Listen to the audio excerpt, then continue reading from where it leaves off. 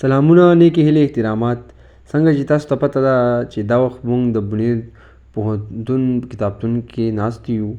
مونږ فیاض لالا نه یو غوښتنه کوو.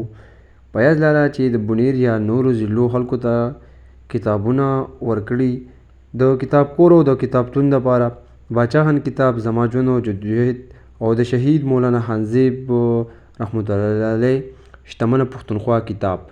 مونږ فیاض لالا ته دا وایو چې د بونیر پوهنتون په دننه کتابتون کې کتاب نشته. آیا دا د پوهنتون یا د ریاست طرفه بندیز دی یا دغه خلکو مامو کاکو له دغه کتاب ورکړی؟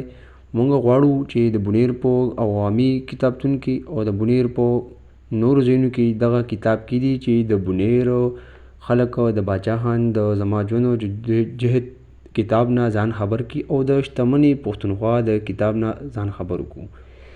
نو امید لرو چې فیاض لالا به د دې خلکو نه پوښتنه وکړي چې دغه کتابونه دوی په کوم ځای کې چې راوړي او په بونیر په ښه ځایونو کې کېږدي چې بونیر خلک د دې نه زده کړې نه خبر شي.